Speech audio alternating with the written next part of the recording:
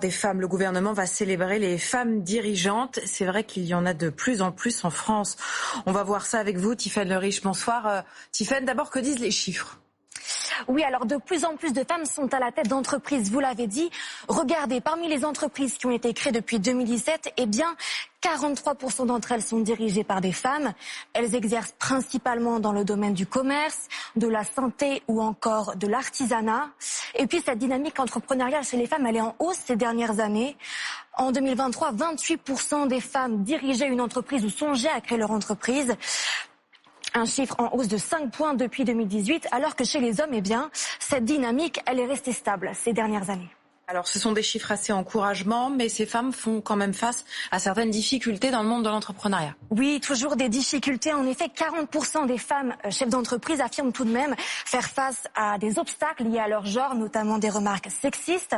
Et puis, plus inquiétant encore, parmi les entreprises donc de 10 salariés et plus, seulement 12% des chefs d'entreprise sont des femmes. Donc, plus les entreprises grossissent, moins les femmes vont être à leur tête. Et puis, pour ce qui est de la rémunération, 67% des femmes chefs d'entreprise n'arrivent pas à se faire un salaire supérieur à 1 500 € par mois. Et plus inquiétant même, une chef d'entreprise de très petite entreprise sur 2 affirme même ne pas réussir à se faire une rémunération.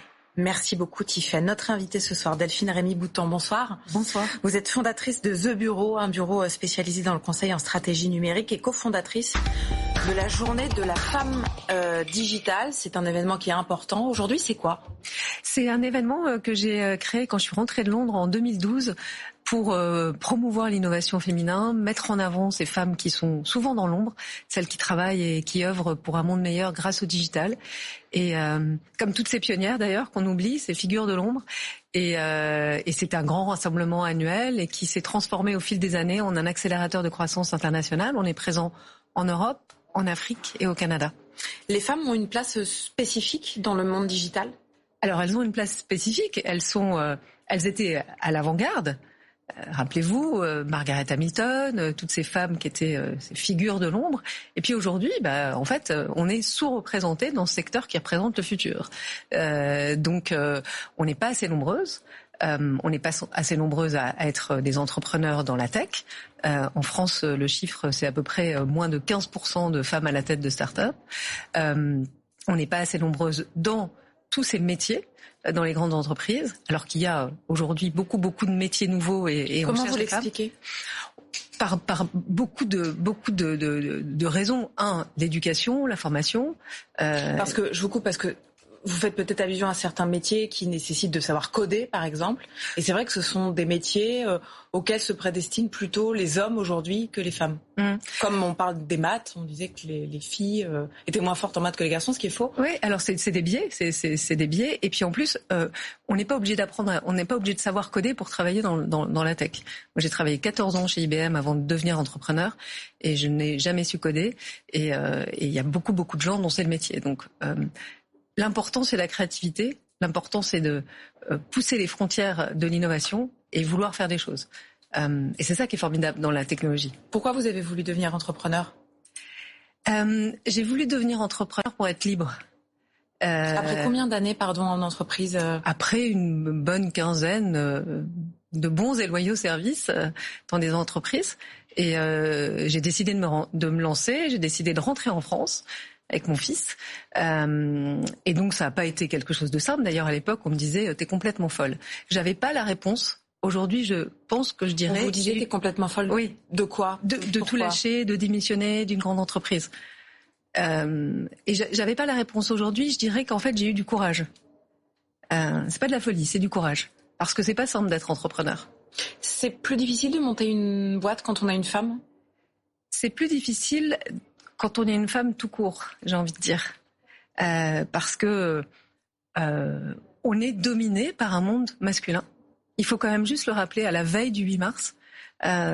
Et que c'est important aujourd'hui de montrer la réussite, de prendre la parole, de dire que quand on est entrepreneur et quand on crée des emplois, on crée de la richesse. On n'est pas là pour dire juste on veut notre place autour de la table. On est là parce qu'on sait que nos entreprises sont très souvent beaucoup plus d'ailleurs rentables que les hommes, et qu'on a cet autre regard qui peut apporter quelque chose à la société. Mais donc il y a des obstacles. Bien sûr qu'il y a des obstacles. Qui nous sont spécifiques, je dis nous, oui. Oui, qui nous sont spécifiques dans tous les métiers. Bien sûr, il y a des obstacles. Mais il faut arriver à les franchir, il faut arriver à trouver des réseaux pour nous aider à grandir, il faut arriver à célébrer la réussite d'autres femmes, il faut arriver à être ensemble fortes. Je crois que les femmes sont extrêmement puissantes, et quand on est ensemble, on l'est encore plus. Et il faut se dire que ce n'est jamais acquis. De quel obstacle concrètement vous Des parlez? Obstacles qui sont des obstacles, d'abord des obstacles de biaisés. Donc souvent, quand une femme ne prend pas la parole, c'est qu'elle n'a rien à dire. Quand un homme ne prend pas la parole, c'est qu'il réfléchit. On est souvent interrompu dans des conversations avec des hommes. On a du mal quelquefois à finir nos phrases et on nous coupe la parole. Donc ça, c'est des obstacles qui sont des obstacles culturels, j'ai envie de dire. Et puis après, il y a des obstacles économiques. Le vrai chiffre aujourd'hui pour les femmes entrepreneurs dans la tech, c'est que, et dans la tech et partout ailleurs d'ailleurs, hein, c'est 98% des fonds disponibles en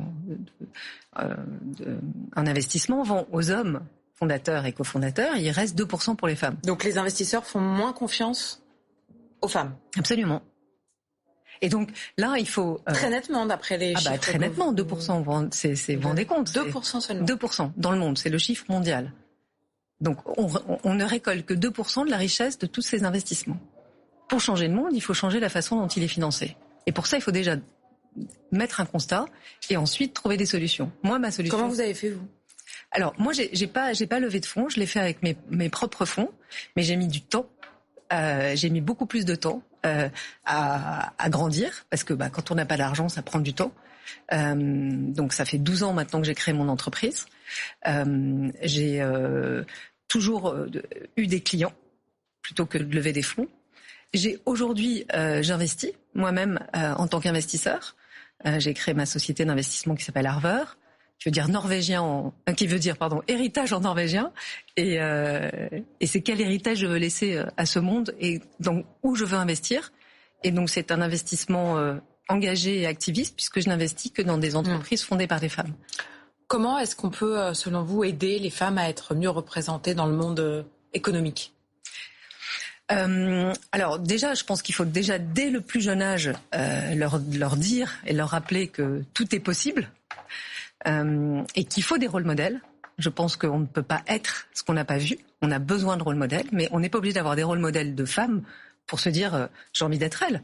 On est suffisamment forte et puissante pour se dire de regarder un homme et se dire tiens, j'ai envie d'être lui. Donc je crois qu'il faut dès le plus jeune âge se dire et leur dire de prendre des risques et de dire que c'est possible. Et puis ensuite, les accompagner, parce qu'on a un tel gap en fait entre les hommes et les femmes qu'aujourd'hui on a besoin d'accélérateurs. Les quotas sont une solution. Christine Lagarde disait, je trouve quand je cherche des femmes et que j'en trouve pas, je trouve des excuses. Et quand j'ai des quotas, je trouve des femmes. Donc il faut quand même inciter, mais aussi imposer. Et il y a des lois pour ça. Merci beaucoup, Delphine Boutan, d'être venue ce soir sur le plateau de France Info. Et sachez que demain, à partir d'11h30, on sera en édition spéciale journée des droits des femmes, présentée par Émilie Tran-Nguyen. Dans 3 jours, les Oscars devraient récompenser Oppenheimer du réalisateur Christopher Nolan.